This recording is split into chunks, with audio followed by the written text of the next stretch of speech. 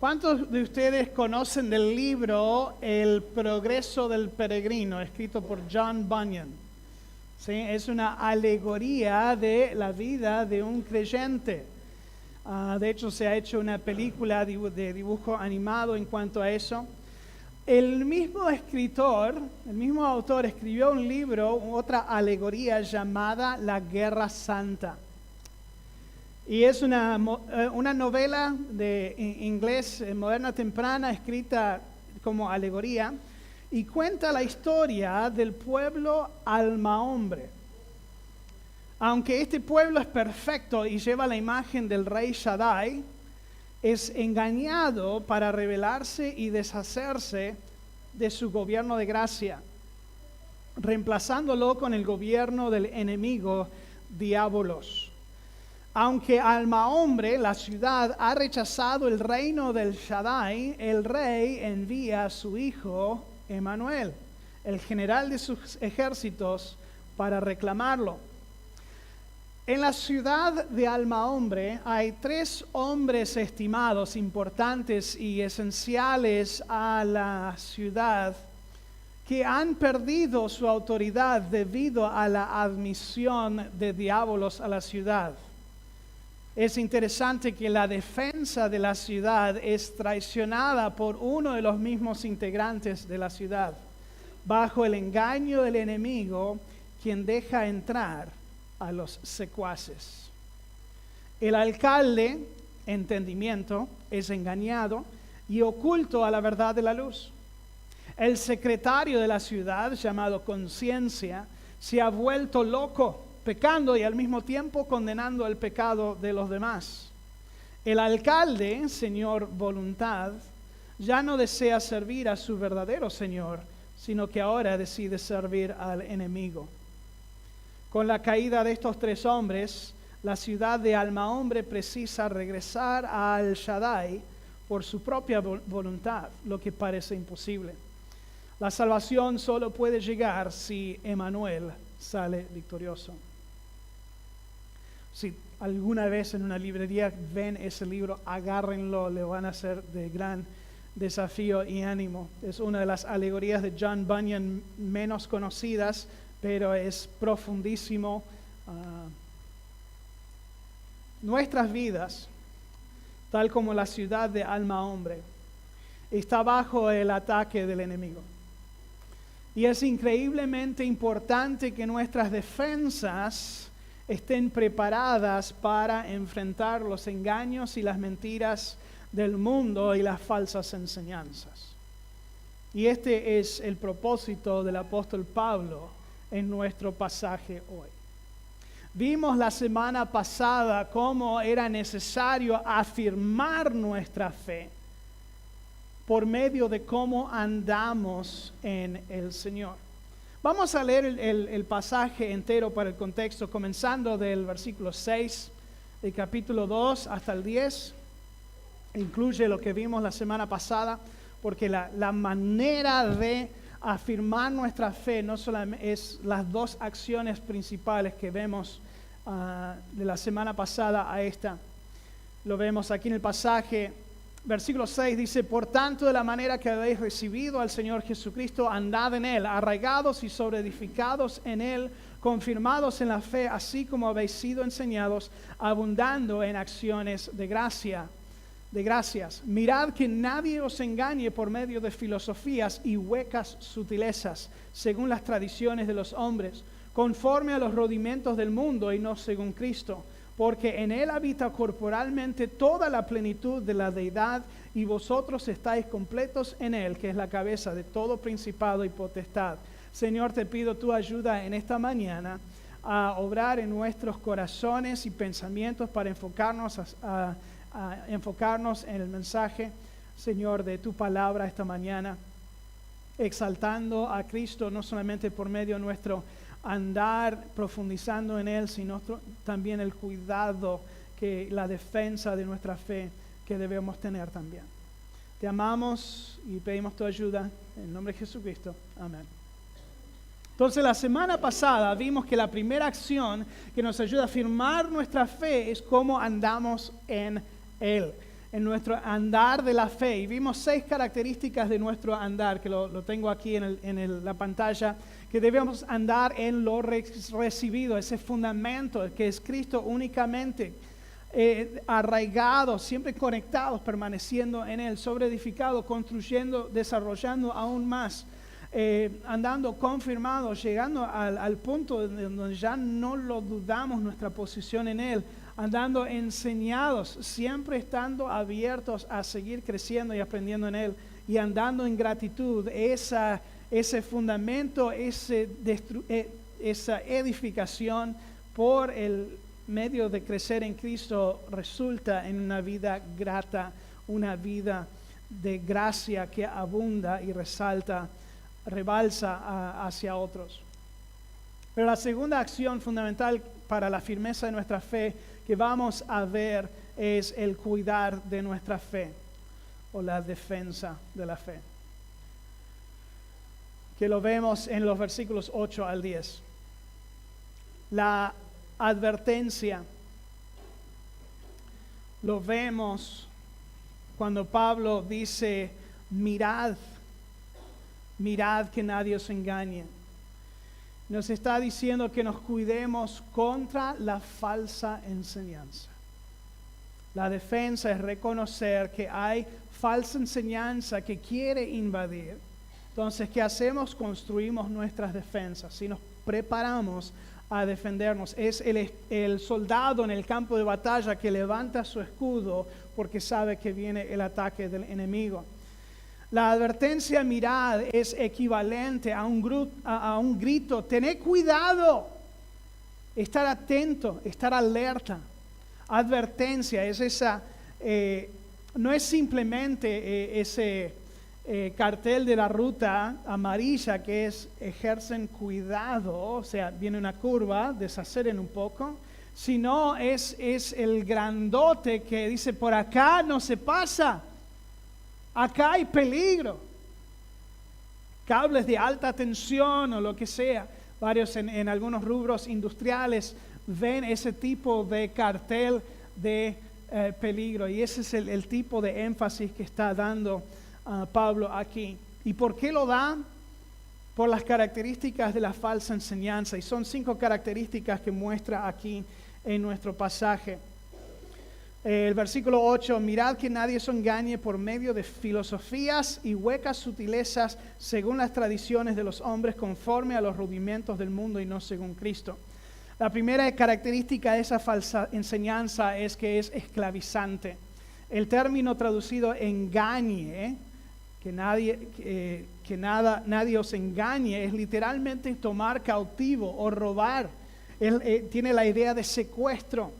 Ocurre únicamente aquí en el Nuevo Testamento, pero vemos el mismo concepto de esta esclavitud en 2 Timoteo 3, un pasaje que vimos la semana pasada, pero lo vamos a volver a ver aquí. Hablando de falsos maestros, y los describe así, 1 Timoteo 3, 5 al 7, que tendrán apariencia de piedad, pero negarán la eficacia de ella. A estos evita, porque de estos son los que se meten en las casas y llevan cautivas a las mujercillas cargadas de pecados, arrastrados por diversas concupiscencias. Estas siempre están aprendiendo y nunca pueden llegar al conocimiento de la verdad. Entonces aquí el creyente o no, pero la persona que está sujeto a esa cautividad es una que no está aprendiendo, no está creciendo en la fe, no está firmemente arraigado. Entonces la falsa enseñanza se aprovecha de esa situación y lleva cautivo. Desvía la verdad y atrapa a aquellos quienes no están arraigados en la verdad del Evangelio ni creciendo en Cristo. Las religiones del mundo esclavizan bajo la declaración: tienes que hacer esto para una relación con Dios. Y no importa si es hinduismo, budismo, catolicismo, mormonismo, cualquier ismo, excepto el cristianismo, que dice: tenés que hacer esto para llegar al cielo. El núcleo del cristianismo, del seguidor de Cristo, es saber que no se trata de hacer, sino confiar en lo que ya se ha hecho. Esa es la diferencia entre la religión y una relación con el Señor Jesucristo. Y no importa a cuál otra vas, y tenemos que tener cuidado porque vamos a ver aquí un punto un poco más luego, que dentro de lo llamado cristianismo existen también sectas y falsas enseñanzas que igual dicen, tenés que hacer esto para ser creyente, para llegar al cielo. Y simplemente no es el caso. Sabemos por Efesios 2, 8 y 9, entre otros varios pasajes, que no es correcto. Es únicamente confiando en lo que Cristo ya ha hecho que nos abre la puerta a una relación con Dios y al cielo por la eternidad, lo cual aceptamos por fe. Efesios 2, 8 y 9 nos dice, porque por gracia sois salvos por medio de la fe. Esto no de vosotros, pues es don de Dios, no por obras para que nadie se gloríe. El engaño del pecado también esclaviza y encadena a sus víctimas con la promesa de placer y significado y valor en la vida, pero les deja insatisfechos, amargos e inútiles. Pero creciendo en Cristo pueden encontrar la verdadera libertad. Juan 8, 31 y 32 y el versículo 36, Jesús dice a los judíos que habían creído en Él, si vosotros permaneceréis en mi palabra, seréis verdaderamente mis discípulos y conoceréis la verdad y la verdad os hará libres. Así que si el Hijo os libertare, seréis verdaderamente libres. El pastor leyó ese versículo la semana pasada. Sí, es una verdad al cual vamos a regresar constantemente. Es permaneciendo en la palabra que levantamos esa defensa contra la cautividad de la falsa enseñanza y el pecado. John Stroop, un amigo, es exadicto, ahora director de un ministerio para adictos. En su libro acerca de las adicciones lo dice así: lo primero que precisa escuchar a alguien que sufre de la esclavitud de cualquier pecado es la palabra de Dios, porque ahí es de donde viene la fe. Luego tiene que entregarse al Señor Jesucristo. Según la Biblia, Él es el único poder supremo, así que la salvación es imprescindible. El segundo paso hacia la recuperación es la comunidad. La persona que lucha con la adicción necesita un ambiente lleno de gente que le pueda apoyar a través de sus luchas, ese ambiente llamado la iglesia. El último paso es convertirse en un seguidor completamente obediente a Cristo. Aquí es donde la gente aprende quiénes son en Cristo, estudian la Biblia que les da el poder para vivir por Él diariamente. Ellos aprenden cómo lidiar con su pecado al poner su fe en el único manual perfecto, la Biblia. Entonces la falsa enseñanza esclaviza, pero es a través de someternos a Jesucristo y su palabra que encontramos libertad. La falsa enseñanza suena inteligente. No solamente esclaviza, pero suena inteligente. Esa palabra filosofía literalmente significa amador de sabiduría. La palabra filo, un bibliófilo es un amador de libros. Filadelfia, la ciudad del amor fraternal. Y Sofía, ¿alguien llamado Sofía aquí? Ajá. Tu nombre significa sabiduría. ¿Sabías? Sí, ¿sabías eso? Muy sabia es Sofía, ¿sí? Ahora, el mundo griego le encantaba la sabiduría, le encantaba el razonamiento y la filosofía. Y todo sonaba inteligente en la superficie.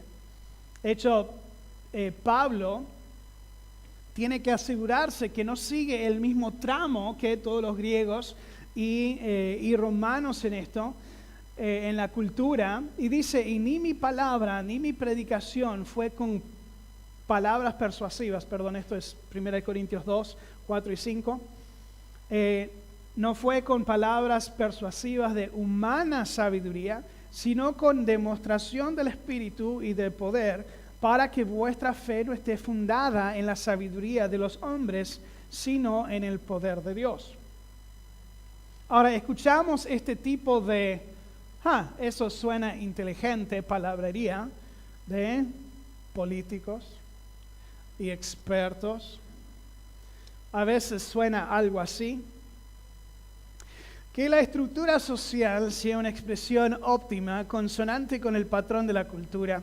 Que la educación más alta está amasada en las conjuras del cambio social y político, y el campo de las humanidades sufre de una carencia extorsionada, extraída por el verbalismo, la exultación de textos, el escolasticismo alejandrino, las cronosidades y pretensiones exquisitas del criterio literario contemporáneo.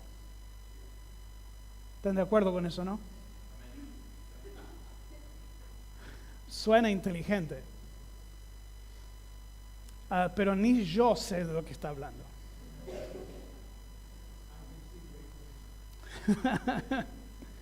¿Qué tal esta? Como el hombre es, Dios una vez fue. Como Dios es, el hombre puede llegar a ser.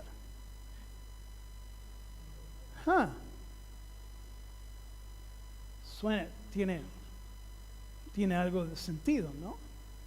Si están de acuerdo con eso, se llaman mormones. Entonces, esto es una iglesia cristiana, no mormona, entonces estás en el lugar equivocado. No estás en el lugar equivocado, necesitas permanecer aquí, así te podemos enderezar. Todo suena inteligente. Suena, tiene sentido. Le aplaca, le complace a nuestro razonamiento. Y eso es de lo que está hablando esta filosofía. El 2 de Timoteo 4:3 lo dice así: vendrá tiempo cuando no sufrirán la sana doctrina, sino que teniendo comezón de oír, se amontonarán maestros conforme a sus propias concupiscencias. Ahora, la sabiduría humana, y esto es algo que destaca y diferencia la sabiduría humana de la sabiduría de Dios. Lo vemos en Santiago 3. La sabiduría humana busca exaltar sus propios razonamientos, pero la sabiduría divina discierne una mejor forma de vivir para agradar a Dios. ¿Quién es sabio y entendido entre vosotros?, nos dice Santiago. Muestre por la buena conducta sus obras en sabia mansedumbre.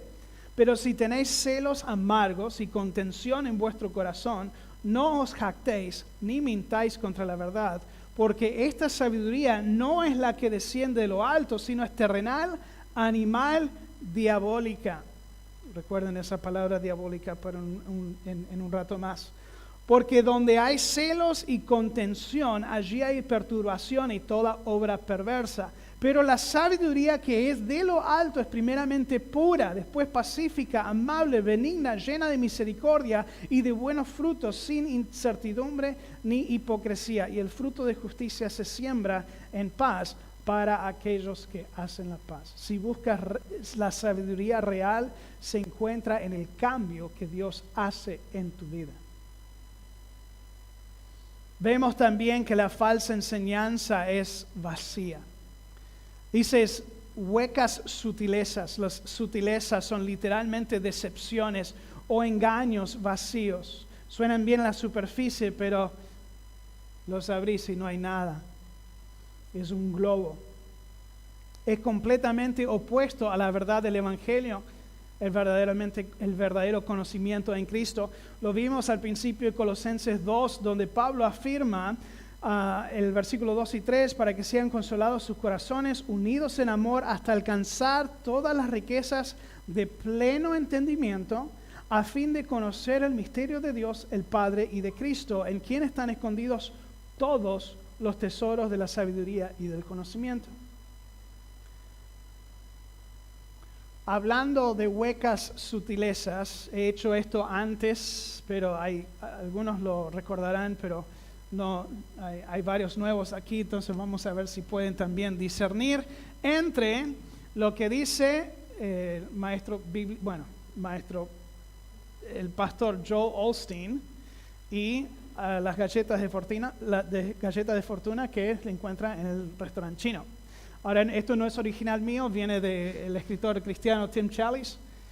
Entonces vamos a dar una frase y ustedes tienen que decidir si es el pastor Joel Osteen que lo dijo o una galleta de fortuna de un restaurante chino.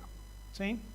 Ahora, ¿quieren reemplazar Joel Osteen por uno latinoamericano? Está bien, hay varios, Guillermo Maldonado, Cash Luna, quizás ofenda a algunos aquí, pero tenemos que tener cuidado, Dante Gebel, y hay varios más. Ustedes pueden insertar sus propios nombres, ¿sí?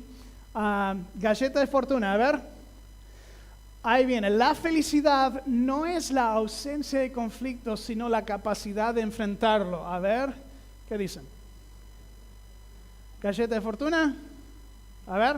Sí, muy bien, galleta de fortuna. A ver, la próxima. No eres responsable por la felicidad de otras personas. Usted es responsable por su propia felicidad.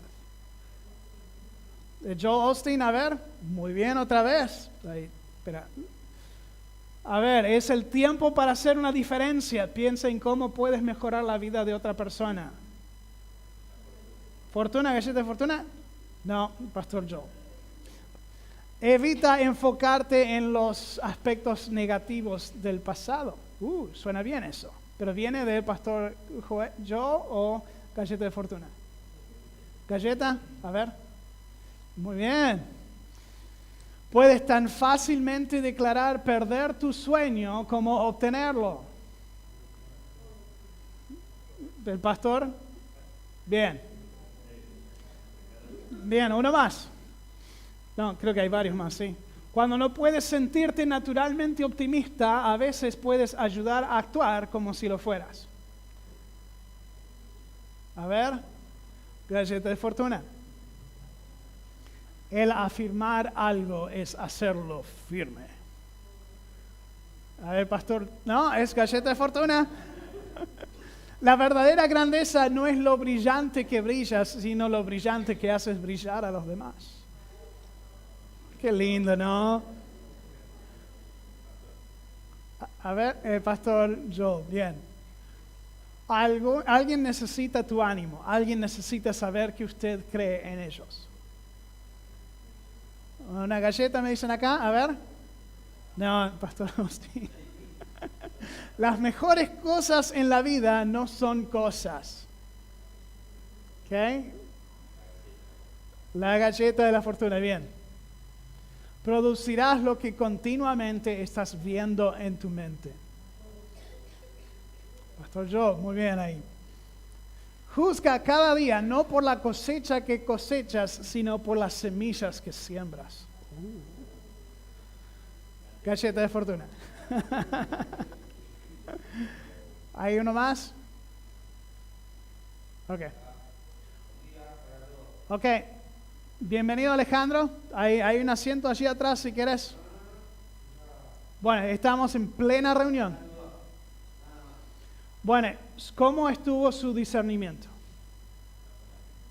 Se dan cuenta que mucho de lo que dicen muchos pastores y predicadores, maestros bíblicos, son filosofías humanas, huecas sutilezas. Y algunos de esos parece que simplemente abrió una galleta de fortuna y eso lo voy a incorporar a mi mensaje del domingo. Es hueca sutileza. Engaña al decir, esto es tan lindo. Pero al analizarlo un poco más, por la palabra de Dios, nos vemos, esto es vacío. No tiene sustancia. La falsa enseñanza también es basada en la tradición. Son prácticas ritualistas cuyos propósitos son para alcanzar la santidad de Dios. Pablo advierte a los colosenses de estas tradiciones humanas en el mismo capítulo 2, pero en el versículo 20 lo dice así: pues si habéis muerto con Cristo en cuanto a los rudimentos del mundo, ¿por qué, como si vivieses en el mundo, os sometéis a preceptos tales como no manejes, ni gustes, ni aun toques, en conformidad a mandamientos y doctrinas de hombres, cosas que todas se destruyen con el uso? Tales cosas tienen, la verdad, cierta reputación de sabiduría en culto voluntario, en humildad, en duro trato del cuerpo, pero no tienen valor alguno para los apetitos de la carne.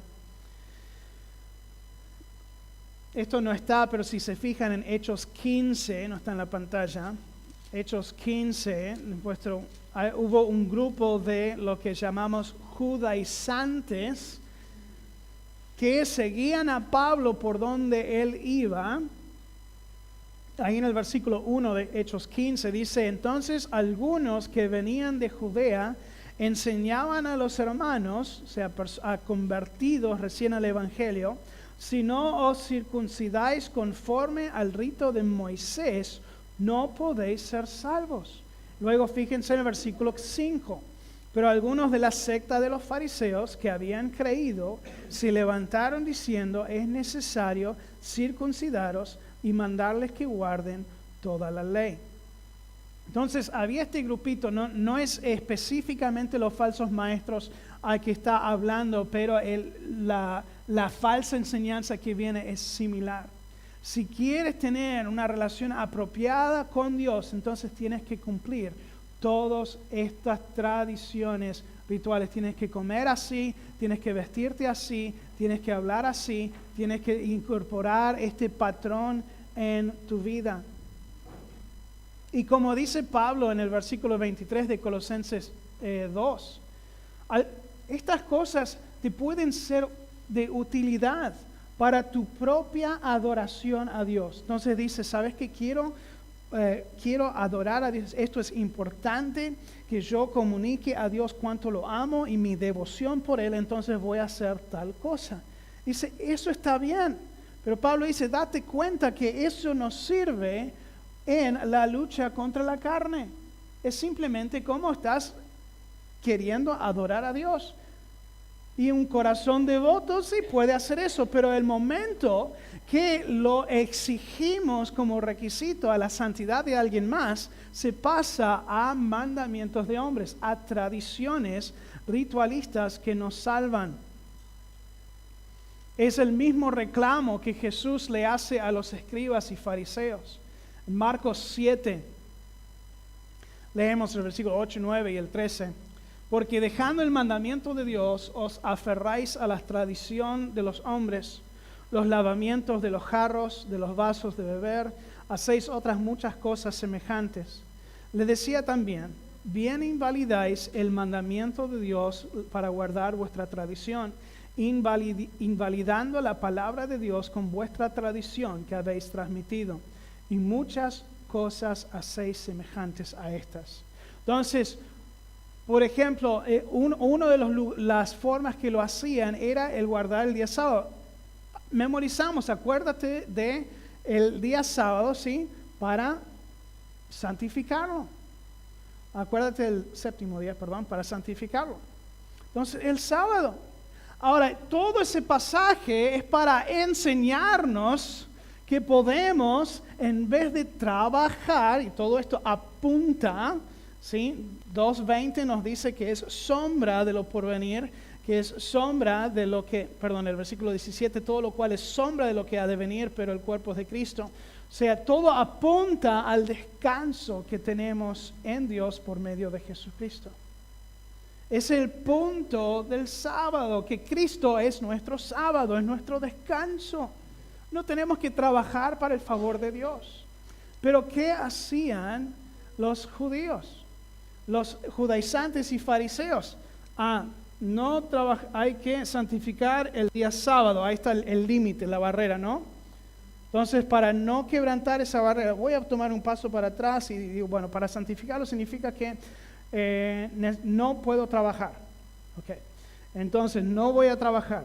Entonces, así un paso más para atrás. Pero para no quebrantar el no trabajar, ¿qué es trabajo? Bueno, trabajo es cuando haces un esfuerzo de alguna forma y te pagan. Ok, bueno, pero ¿cuánto esfuerzo tengo que hacer para que llegue a trabajo? Bueno, un esfuerzo razonable sería si levantas más de 2 kilos en el día, ya es trabajo. Algunas madres dicen, estoy trabajando todos los días. Entonces lo que hacían, el nivel de, acuérdate del día de reposo, Nivel alto, mandamientos de Dios, lo ponían en la barrera que ellos mismos habían hecho. Puede ser que para ellos les servía. Sabes que para mí el trabajo es levantar más de 2 kilos en el día. Entonces no lo voy a hacer eso y voy a dedicar todo ese día para el Señor y no levantando, no haciendo un esfuerzo, no trabajando. Así descanso en el Señor. Ok, bien. Pero cuando le decís a alguien, espera, estás levantando 3 kilos. Eso está mal. Estás invalidando el mandamiento de Dios.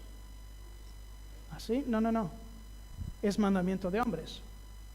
Entonces, cuando tratamos mandamientos de hombre y lo levantamos al nivel del mandamiento de Dios, eso se hace una tradición ritualista que habla, del cual Pablo aquí nos advierte. Tradiciones pueden ser buenas y pueden ser malas. Sí, hay tradiciones sabias. Sí, el orden y muchas iglesias locales han luchado por siglos al determinar cómo es la mejor forma y estructura para la adoración corporativa. Y han debatido el orden de servicio, los instrumentos usados, el estilo de música, la vestimenta apropiada para los congregantes, para los líderes y varios elementos más. Sé que tenemos un montón de diferentes trasfondos de iglesias aún representados aquí. Y se han dado cuenta, en algunos enseñaban bien, pero otros enseñaban, si no venís así y así, haces esto y aquello, lo otro, no sos salvo. Para. La Biblia no enseña eso. Al ser confrontados por algún cambio, a veces cuando levantamos esas cosas a un nivel tan alto y somos confrontados por algún cambio, se siente una indignación moral. Como si cambiar el orden de servicio o añadiendo un bajo eléctrico fuera una violación audaz de uno de los 10 mandamientos. Entonces, cuando la enseñanza se enfatiza más en la tradición, mandamientos de hombres, más que el mandamiento de Dios, es errado. Eso es donde entra en el cristianismo varias iglesias, si no tienen cuidado. ¿Sí?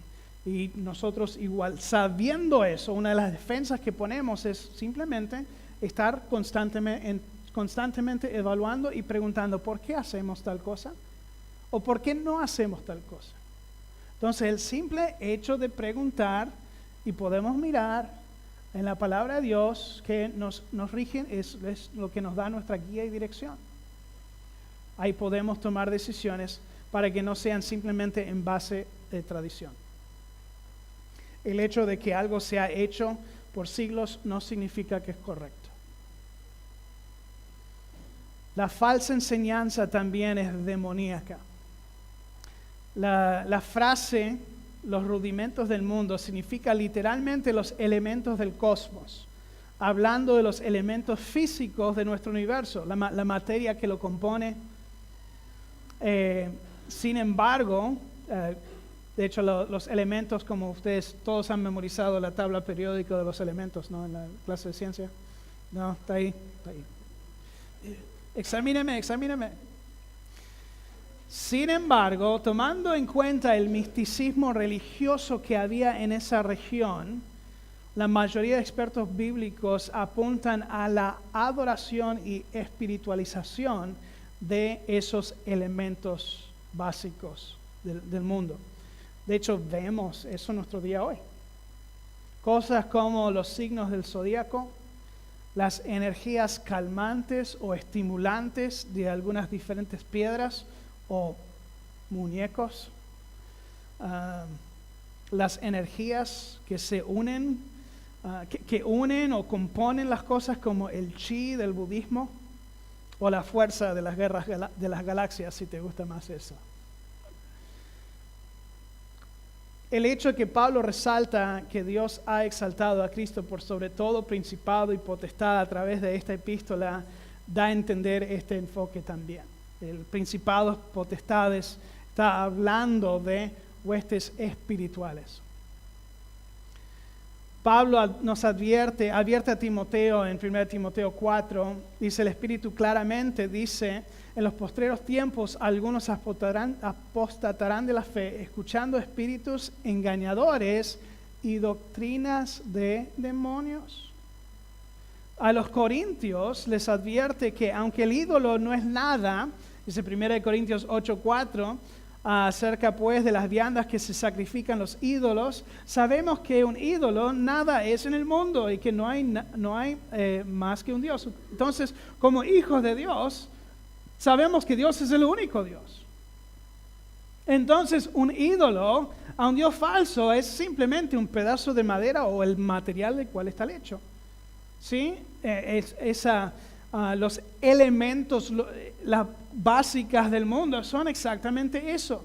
Elementos que Dios ha usado, materiales que ha usado para crear el universo.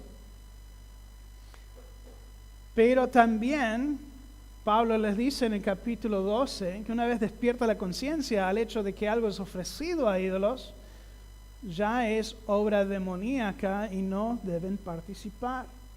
¿Qué digo pues? ¿Que el ídolo es algo que sea algo de lo que se sacrifica a los ídolos?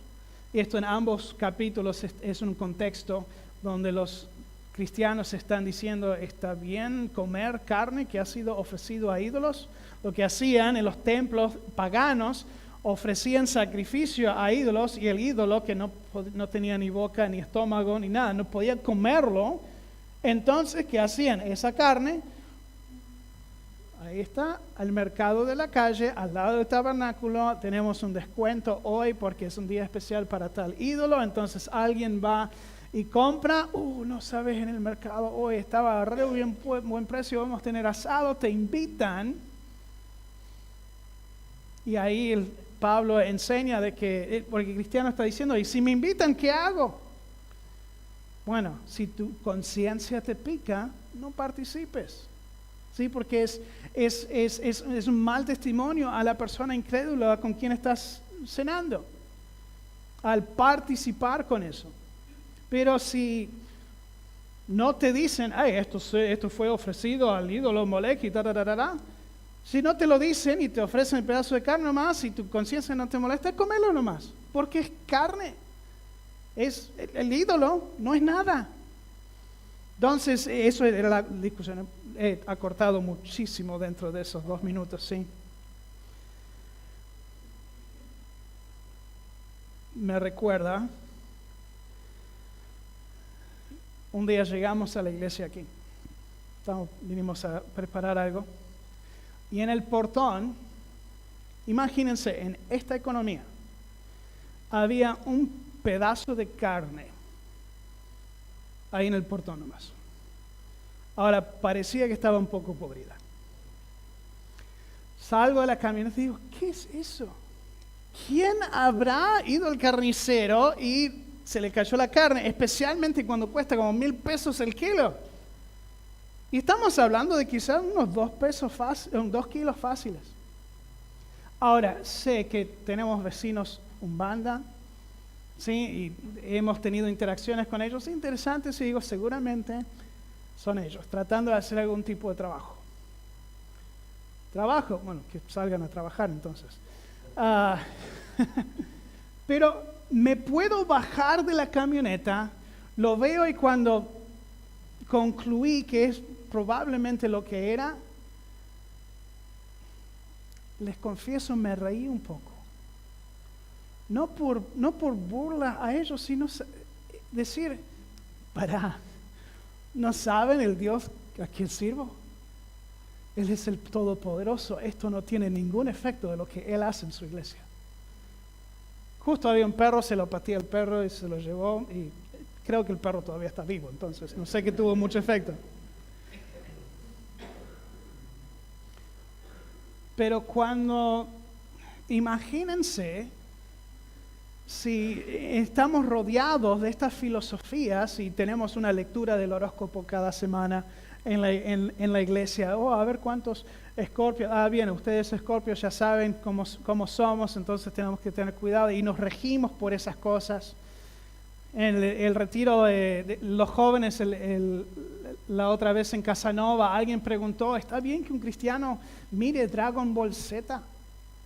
Y claro, en mitad del panel de expertos estaba como, no, es re demoníaca, de eso no necesitas verlo. Y otro era como, si no dejas que rige tu vida y controle tu vida, es entretenimiento nomás.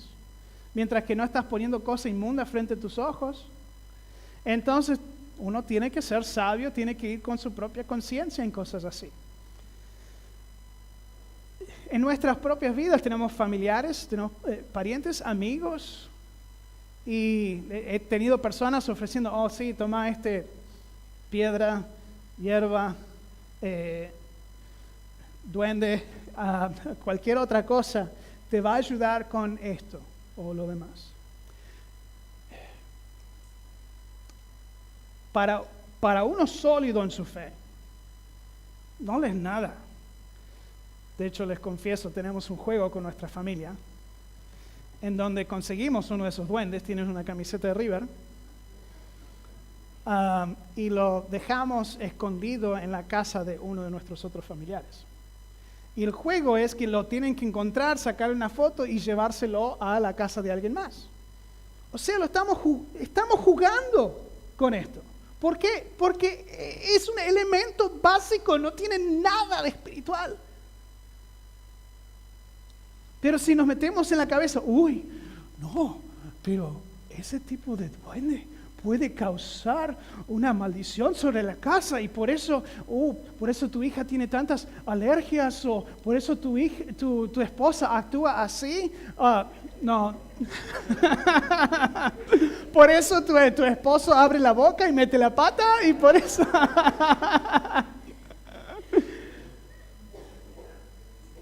Y elevamos esas cosas mucho más alto de lo que necesitan estar.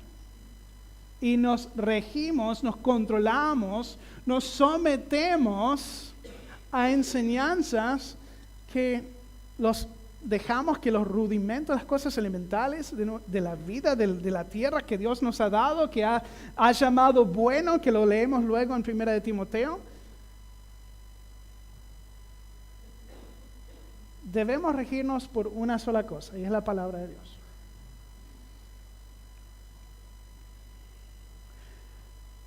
Entonces, esas características de la falsa enseñanza son para ayudarnos a levantar las defensas, a saber qué es, a reconocer la falsa enseñanza cuando va asomando la cabeza.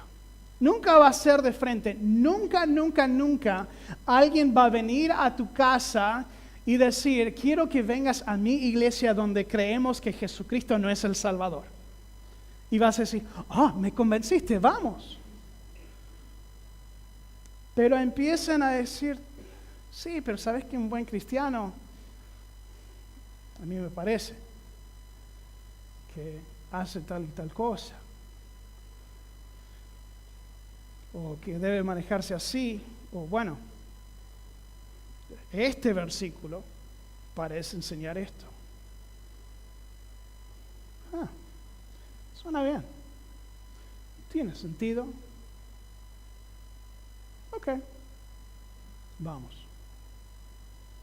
Y no somos como los tesalonicenses, que eran más nobles que los de Berea, que cuando Pablo enseñó algo, ellos indagaron en su propia Biblia, los bereanos, sí, y indagaron en sus propias Biblias para ver si estas cosas eran ciertas. Y es lo que debemos estar haciendo. ¿Para qué? ¿Por qué debemos cuidar nuestra fe? Debemos cuidarlo para Cristo. Pablo termina esta advertencia en el versículo 9 y 10. Dice, porque en Él, hablando de Cristo, habita corporalmente toda la plenitud de la deidad, y vosotros estáis completos en Él, que es la cabeza de todo principado y potestad. Entonces termina esta advertencia recordando a los colosenses que la sustancia de la vida y conocimiento que ellos precisan está en Cristo. Ellos no pueden experimentar la plenitud de Cristo en sus vidas si no tienen cuidado de las falsas enseñanzas. Pero en Cristo, quien es la plenitud de Dios, ellos pueden ser completos. sin tener que añadir ninguna otra cosa para tener una relación correcta y conocer a Dios. Imagínense conmigo, el matrimonio se cuida de no dejar que otras relaciones, sean reales o virtuales, invaden esa relación comprometida. Al no defender, si no defienden su relación con su cónyuge y empiezan a ser atraídos por otro o otra, a la misma vez empieza a perder satisfacción con su propio cónyuge. Entonces, al mirar más, esta persona tiene tales características que me gustan, tales cualidades, o me habla así, me trata así, empieza a quejarse de lo que su cónyuge no hace. Empieza a ver los problemas, tiene más que el amor y seguridad que ofrece, más que el compromiso, el pacto con Dios y con su cónyuge. Empieza a desenfocar en lo que Dios le ha concedido apropiadamente para enfocarse en lo que al final le termina dañando, no solamente a él, sino a toda la familia. Y eso mismo pasa con la falsa enseñanza. Bajamos las defensas, dejamos entrar algo que suena lindo, me gusta cómo me hace sentir eso. Cristo no me hace sentir tan así. Quiero experimentar todo lo que hay que experimentar, pero haciéndolo de esta forma, no lo siento. No estoy experimentando como quisiera experimentar. Y empezamos a vivir nuestras vidas basándonos en nuestros sentimientos. Y es como poner el carro frente al caballo. Es la cola que le mueve al perro. Es al revés eso. De hecho, cuando creemos, y esa creencia nos motiva y nos empuja a obedecer, y obedecemos, ¿saben lo que viene como la cola al perro? Los sentimientos. Porque experimentamos la recompensa de obedecer. Estábamos hablando con los chicos anoche, el hecho de ser bienaventurado es el hecho de saber que has obedecido a tu Padre Celestial, le has agradado y que Él te está sonriendo porque estás agradándole. ¿Te gusta, sea ahora o cuando eras niño, agradar a tus padres, a tu madre? ¿Y eso qué te hacía? Me pregunté a uno y me dice, me daba algo de felicidad, sentía felicidad por agradar a su madre. Eso es ser bienaventurado. Eso es un sentir apropiado porque es en base, resultado de la obediencia.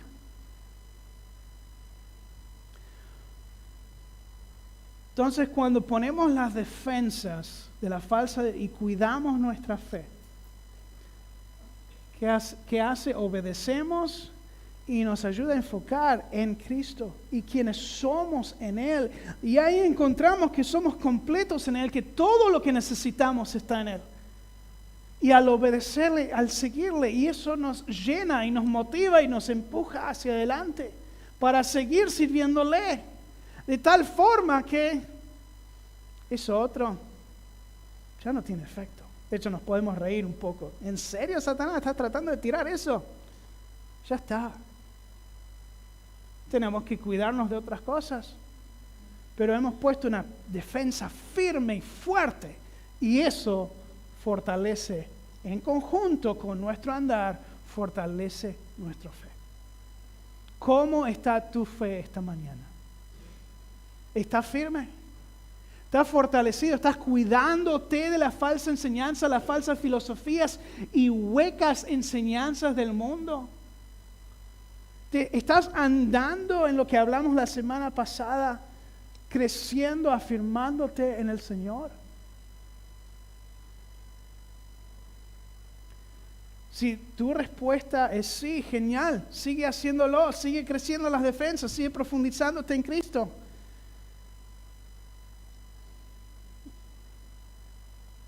Pero si dices que no, estás en riesgo de ser esclavizado, llevado cautivo por falsa enseñanza, por las mentiras y engaños del adversario.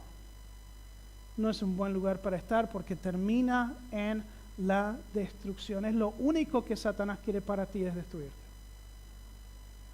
Pero Jesús vino a dar vida. Juan 10:10, y darla en abundancia.